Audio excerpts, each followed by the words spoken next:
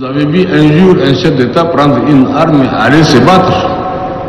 Vous croyez que je l'ai fait parce que je suis brave? Je l'ai fait parce que je suis courageux? Non.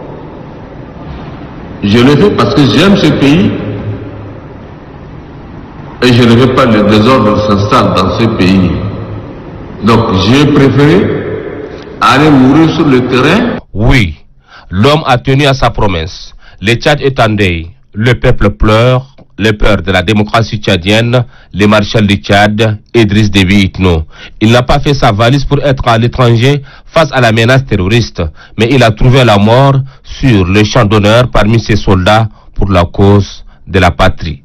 Un homme au parcours exceptionnel couronné d'histoire et de réussite, un patriote au sens propre du terme, mais qui est en réalité ce guerrier tenace qui a vécu les événements majeurs qui ont marqué l'histoire du Tchad. C'est un 18 juin 1952 à Berdoba, dans le sud-est de la ville de Fada qu'il est né et a entamé sa scolarité. L'homme a ensuite poursuivi ses études dans d'autres villes du Tchad. Après l'obtention de son baccalauréat scientifique, Idriss Déby Itno, animé d'un sens élevé de patriotisme, décida de consacrer sa vie pour la cause de l'unité de son pays déchiré par les seigneurs de guerre d'autre part et occupé militairement par la Libye du défunt Muammar Kadhafi.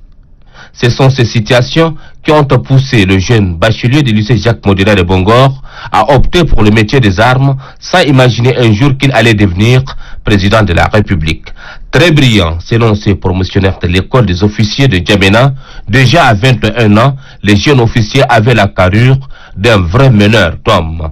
Le 12 février 1979 éclata en Djamena une guerre civile.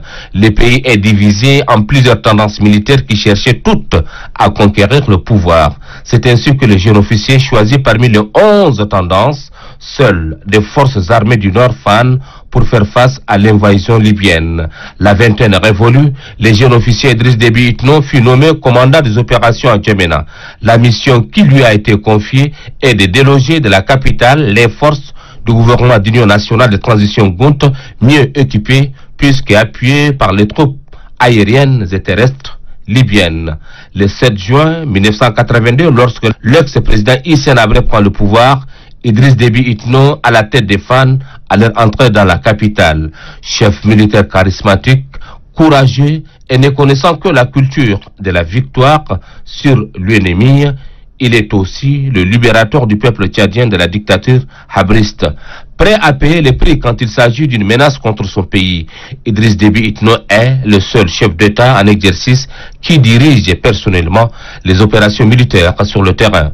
Le 13 avril 2006, 2 février 2008 ou plus récemment l'opération Couleur de Bohoma ou encore cette bataille du Nord Canem qui a privé tout un peuple de son président.